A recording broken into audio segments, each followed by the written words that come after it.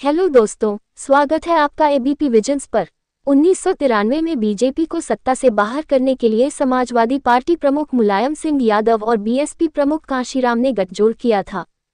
24 साल बाद उत्तर प्रदेश की राजनीति में एक बार सपा के संस्थापक मुलायम सिंह यादव और बीएसपी सुप्रीमो मायावती एक ही मंच पर आए और एक दूसरे को जिताने की अपील की। उत्तर प्रदेश बीते 24 सालों में हर उस लम्हे का गवाह रहा है जब मायावती और मुलायम सिंह यादव एक दूसरे को देखना भी पसंद नहीं करते थे। दोनों के बीच कटुता इतनी बढ़ गई थी कि मायावती मुलायम को पागल खाने भेजने की बात कहती थी और फिर दोनों ओर से बयानों के तीर मर्यादाओं को तार तार कर देते थे। ऐसा नहीं था कि दोनों के बीच हमेशा से ही दुश्मनी थी, दोनों नेता एक साथ मिलकर बना चुके हैं। लेकिन तारीख 2 जून 1995 को हुए गेस्ट हाउस कांड ने न सिर्फ दोनों को कट्टर दुश्मन बना दिया बल्कि खाई इतनी चौड़ी हो गई कि सियासी मतभेद एक दूसरे को देख लेने जैसे चुनौती में बदल गए। गेस्ट हाउस कांड के बाद एक पूरी पीढ़ी बदल गई और अब फिर दोनों के एक साथ हैं और मैनपुरी में 19 अप्रैल 2019 की तारीख दोनों की दोस्ती की गवाह बन गई। 1993 में बीजेपी को सत्ता से बाहर करने के लिए समाजवादी पार्टी प्रमुख मुलायम सिंह यादव और बीएसपी प्रमुख कांशीराम ने गठजोड़ किया था। उस समय उत्तराखंड उत्तर प्रदेश का हिस्सा था और कुल सीट थी 422। मुलायम 256 सीट पर लड़े और बीएसपी को 164 सीट दी थी। चुनाव में एसपी और बीएसपी गठबंधन जीता। एसपी को 109 और बीएसपी को 67 सीट मिली थी। इसके बाद मुलायम सिंह यादव बीएसपी के समर्थन से मुख्यमंत्री बने।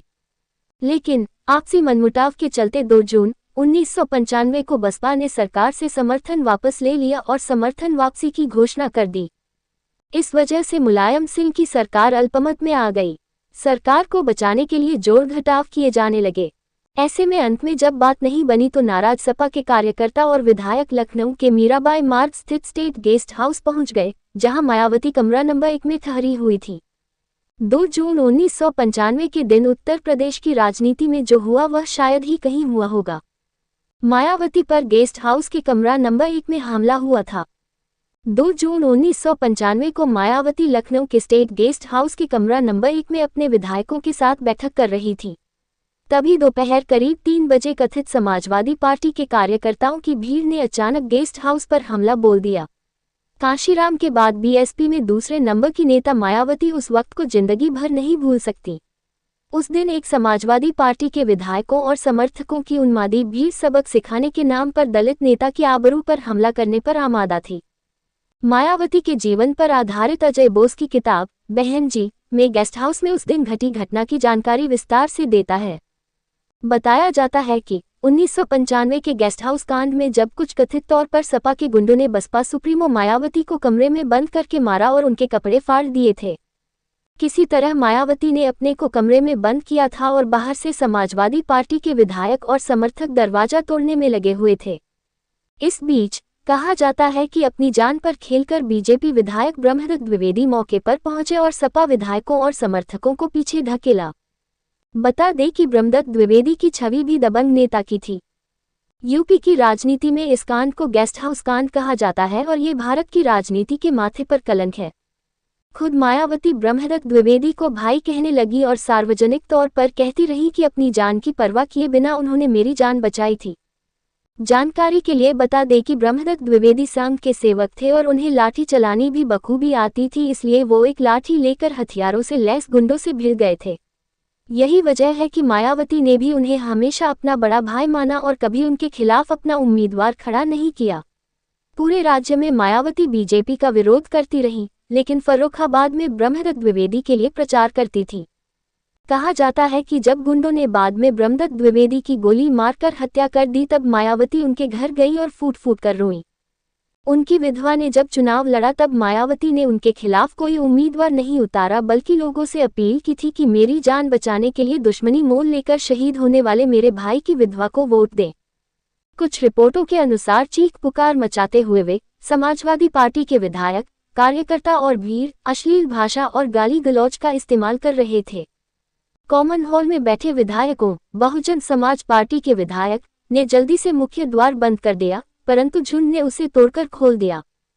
फिर वे असहाय बसपा विधायकों पर टूट पड़े और उन्हें थप्पड़ मारने और लगे। बताया जाता है कि कम से कम 5 बसपा विधायकों को घसीटते हुए जबरदस्ती अतिथि गृह के बाहर ले जाकर गाड़ियों में डाला गया था, जो उन्हें मुख्यमंत्री के निवास स्थान पर ले गए।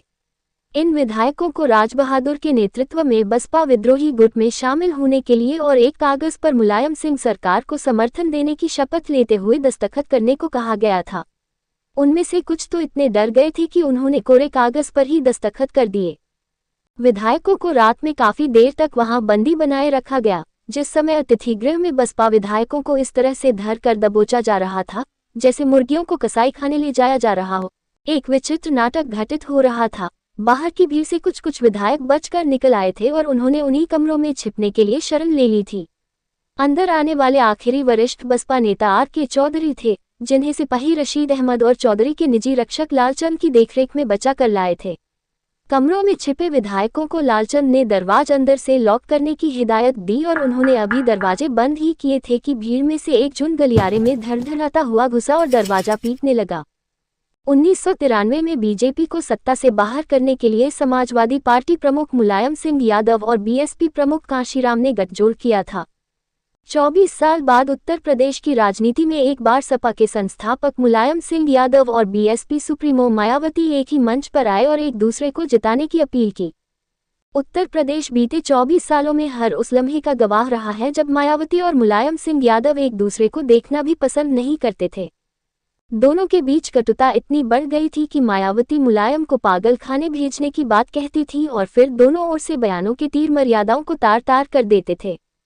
ऐसा नहीं था कि दोनों के बीच हमेशा से ही दुश्मनी थी, दोनों नेता एक साथ मिलकर बना चुके हैं। लेकिन तारीख 2 जून 1995 को हुए गेस्ट हाउस कांड ने न सिर्फ दोनों को कट्टर दुश्मन बना दिया बल्कि खाई इतनी चौड़ी हो गई कि सियासी मतभेद एक दूसरे को देख लेने जैसे चुनौती में बदल गए। गेस्ट हाउस कांड के बाद एक पूरी पीढ़ी बदल गई और अब फिर दोनों के एक साथ हैं और मैनपुरी में 19 अप्रैल 2019 की तारीख दोनों की दोस्ती की गवाह बन गई। मायावती को 2 निष्ठ पुलिस अफसरों हिम्मत ने बचाया। ये थे विजय भूषण, जो हजरतगंज स्टेशन के हाउस अफसर SHO थे, और सुभाष सिंह बघेल, जो SHO VIP थे, जिन्होंने कुछ सिपाहियों को साथ लेकर बड़ी मुश्किल से भीड़ को पीछे धकेला। फिर वे सब गलियारे में कतारबद्ध होकर खड़े हो गए ताकि कोई भी उन्हें पार न कर सके। क्रोधित भीड़ ने फिर भी नारे लगाना और गालियां देना चालू रखा और मायावती को घसीटकर बाहर लाने की धमकी देती रही। कुछ पुलिस अफसरों की इस साहपूर्ण और सामयिक कार्यवाही के अलावा ज्यादातर उपस्थित अधिकारियों ने, जिनमें राज्य अतिथि गृह में संचालक और सुरक्षा कर्मचारी भी शामिल थे, इस पूरे पागलपन को रोकने की कोई कोशिश नहीं की। ये सब 1 घंटे से ज्यादा समय तक चलता रहा। कई बसपा विधायकों और कुछ पुलिस अधिकारियों के ये बयान स्तंभित करने वाले थे कि जब विधायकों को अपहरण किया जा रहा था और मायावती के कमरों के आक्रमण हो रहा था, उस समय वहां लखनऊ के senior superintendent of police OP Singh भी मौजूद थे। चश्मदीदों के अनुसार जब मायावती के कपड़े फाड़े जा रहे थे तब वे सिर्फ खड़े हुए ग्रेट फूंक रहे थे। आक्रमण शुरू होने के तुरंत बाद रहस्यात्मक ढंग से अतिथि गृह की बिजली और पानी की सप्लाई काट दी गई। प्रशासन की मिलीभगत का एक और संकेत। लखनऊ के जिला मजिस्ट्रेट के वहां पहुंचने के बाद ही वहां की परिस्थिति में सुधार आया। उन्होंने क्रोधित भीड़ का डटकर मुकाबला करने की हिम्मत और जागरूकता का परिचय दिया। SP राजीव रंजन के साथ मिलकर जिला मजिस्ट्रेट ने सबसे पहले भीड़ के उन सदस्यों को अतिथि गृह के दायरे के बाहर धकेला जो विधायक नहीं थे। बाद में पुलिस के अतिरिक्त बल संगठनों के आने पर उन्होंने सपा के विधायकों समेत सभी को राज्यातिथि गृह के दायरे के बाहर निकलवा दिया।